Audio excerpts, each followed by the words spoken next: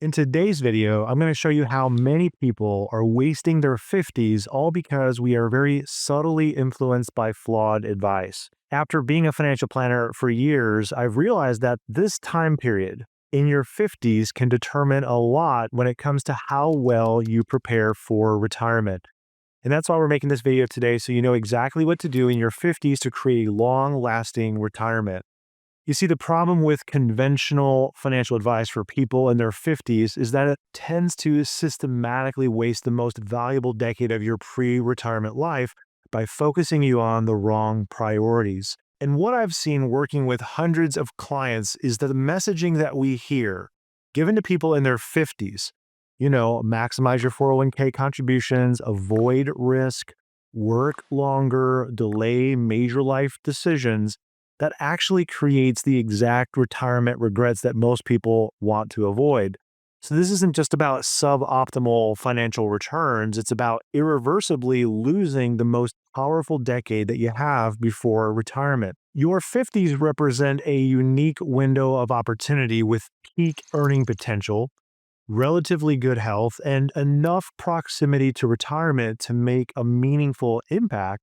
Yet, conventional advice treats this decade as merely an extension of your 40s or a waiting room until you get to your 60s. This misalignment creates a tragic situation where people wake up at 60 realizing that they've wasted years that could have transformed their retirement experience. So, there are three flaws in the common advice given to people in their 50s. And it's not only that these ideas aren't helpful, they're counterproductive. They make things worse, and they're sneaky because they often feel like responsible decisions. Bad things disguised as good things, sheep in wolves' clothing, so to speak. So let's take a look at how the financial industry and even more so the headlines tend to lead people in their 50s astray and how the consequences extend far beyond just the financial considerations. The first critical flaw in conventional advice for people in their 50s is what we call the max out myth. The relentless focusing on maximizing retirement account contributions at the expense of all other financial priorities. While this sounds responsible, it can create a dangerous imbalance during your highest earning years. A typical example sounds like this. A new client signs on with us, 59 years old, proud of the fact that they maxed out their 401k for over a decade. Sure, they've accumulated impressive retirement accounts, but they later find out that they have no financial flexibility. Maybe their house needs significant updates that they can't afford. Maybe they haven't taken a meaningful vacation in years. And the most concerning is that they have no liquid assets to handle that transition to retirement. This all or nothing approach to retirement savings ignores the critical importance of creating transitional assets in your 50s, funds that aren't locked in your retirement accounts, but they can be used for significant life transitions that are going to occur between the ages of 55 and 70.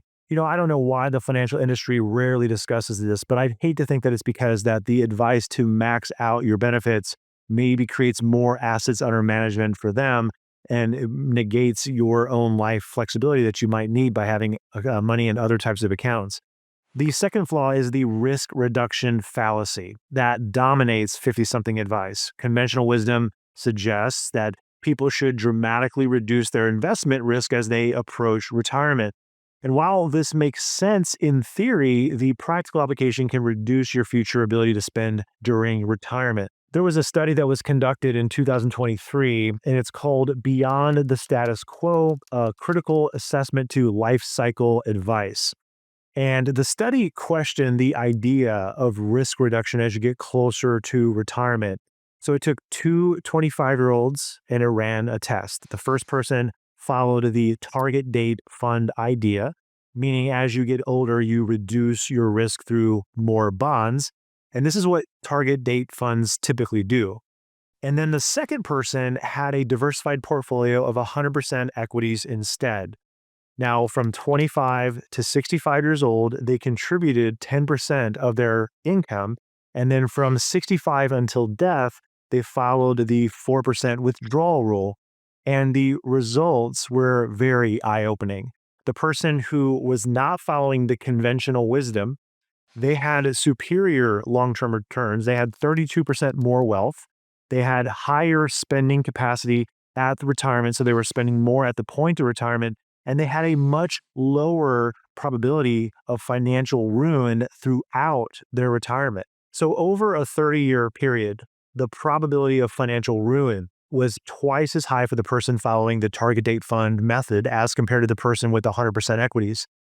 The industry consistently treats everyone in their 50s as if they're retiring next year, when in reality, this particular decade requires a much more nuanced approach to risk that balances both growth needs and protection.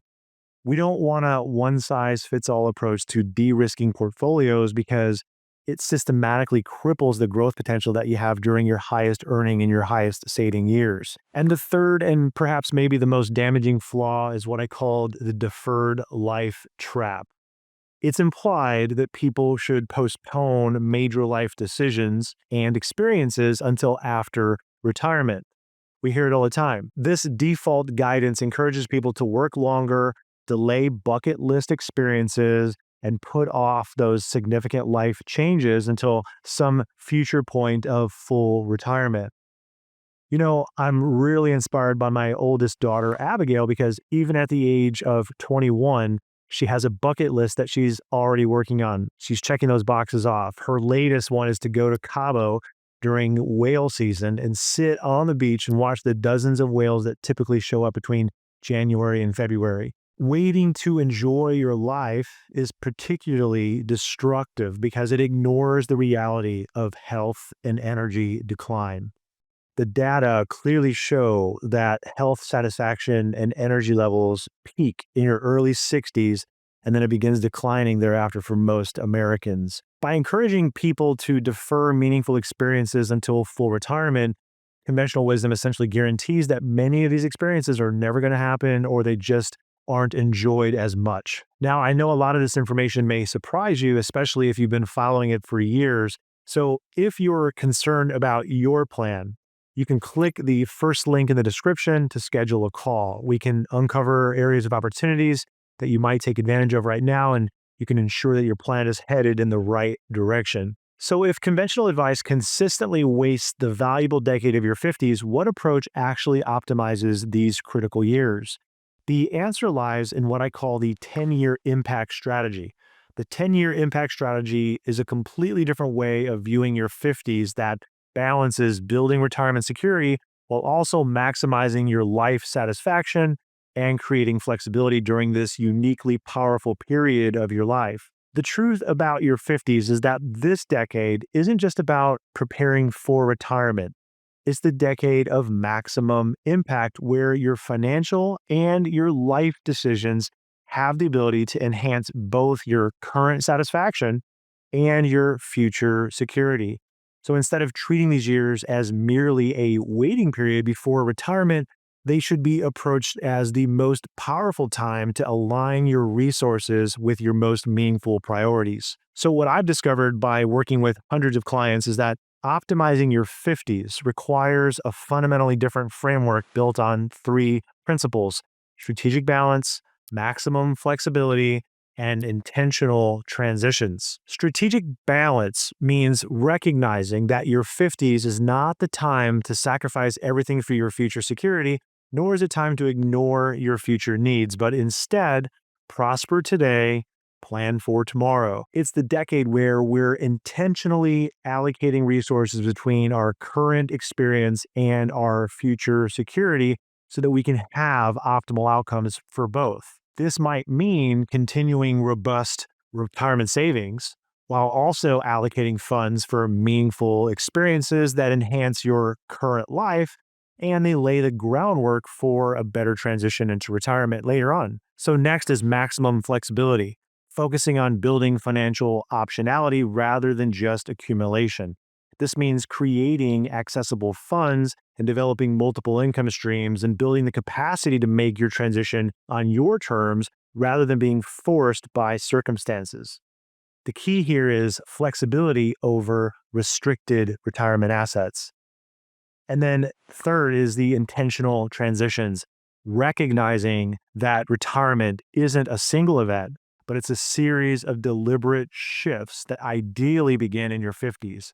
And this might mean gradually reducing your work hours, exploring new interests while you're still earning money, making strategic housing decisions, or maybe building new social connections before you're actually going to retire. Starting these transitions in your 50s leads to significantly better outcomes than the cliff like retirement experience that conventional advice creates. Okay, now that you know what you should actually be doing in your 50s, I'm going to walk you through how we help the client to take advantage of this critical time period. And that way you can do the same thing with your own plan. Let's look at how this framework transforms outcomes through the story of David and Patricia, who were both 52 and they had been following conventional advice for years. David works in IT security.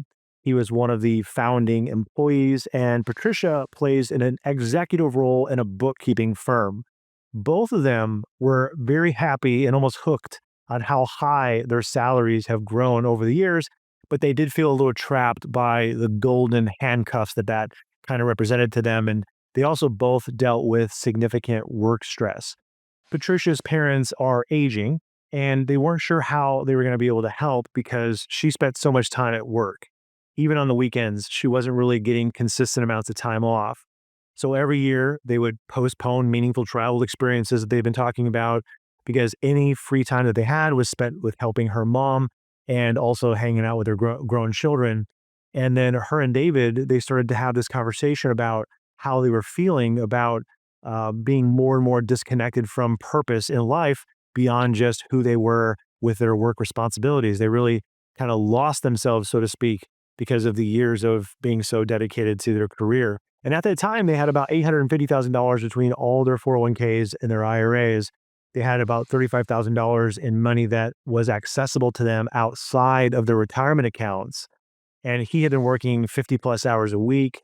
They talked about her maybe cutting back on work. They talked about possibly spending winters in a warmer climate someday. And when they retired depended on their finances. So they were thinking somewhere between 65 and 67. Now, as a part of their 10-year impact strategy for David and Patricia, the first thing that we did was we had them cut back their contributions to 12% instead of maxing out their 401k. We redirected those extra funds between a regular brokerage account and their Roth 401ks so that they would have different types of funds to help with their transition later in life, but they could also be more flexible with taxes during retirement. And before we made any of those changes, we noted that the $850,000 in their 401ks, combined with the contributions that they were going to be making over the years, would likely create a future tax burden that was way bigger than they wanted. So it made sense to spread out that tax bill. They weren't just being smart for the future, they were also implementing a life satisfaction plan, so to speak, because they started to become more intentional about their current life experiences. One thing they did along those lines was to create a strategic giving plan for causes that they cared about even while they were still working. Now, the second thing that we did was we built maximum flexibility through developing a 5-year plan to transition both of them to less stressful work situations. Part of that was actually focused on reducing stress at work, but the other part was setting up a freedom fund separate from their retirement accounts so that they could use that as they transition away from work. And the other part of that was to not think about work as a cliff that just stops, but instead to build in phased retirement. So here's what they did. They explored the idea of taking less pay after 5 more years of work, continuing to work at lesser pay, enjoying more of life. And then they also looked at the idea of doing some consulting work post retirement. So rather than high level stress until you're 65 or 67, reduce your role at work, maybe in your late 50s, early 60s. And then when you actually do retire, consider part-time enjoyable work or not. Now, this was hard for them because they were hooked on that high level of income that they had, and they had to make a choice about what was most important to them. And I will say it takes an exercise of courage to even do this, but it's totally worth it if you do. I've seen way too many people not live a long enough life to fully enjoy what they spent so long planning for someday. And the third thing we created was intentional transitions, and we wrote these things down on their one-page financial plan. Number one, test their winter destination. So they planned extended trips to Arizona during their working years. Number two, make intentional efforts to have more social connections. Number three, developing new interests and skills while they were still earning income. He became ham radio licensed and he got into woodworking. She took a class at the local community college so she could learn to write short stories. The next 5 years were a very transformative experience as they gradually reduced their stress and their working hours. Their retirement accounts continued growing healthily, even though they had reduced contributions to them, and they simultaneously built about $180,000 in accessible funds outside of their IRAs. 5 years later, they worked 30% less, living on about 70 to 80% of what they had previously lived on, and they began spending winters in Arizona for 1 to 2 months every year, and they worked remotely. Most importantly, they developed clarity around their ideal retirement timeline and activities. For David and Patricia, their decade wasn't wasted. Instead of their 50s being a waiting period for retirement, distracted by work, having a 10-year impact strategy allowed them to prosper in the present while planning for the future. This was drastically different from the work now, enjoy later mentality that conventional advice promotes. Your retirement date shouldn't be a cliff that you just fall off of and shock your system, but you should practice retirement and phase into it if you can. So now you should know how to maximize your planning during your 50s to secure a healthy retirement. However, I want you to understand that there are many other strategies that you can take advantage of, and I just don't have time to cover them in this video. So if you want to see how we help people transition into a retirement that is meaningful, where you someday retire with calmness and clarity, I'd invite you to click the first link in the description to book a call with us. We'd be happy to meet you. I'll see you in the next one.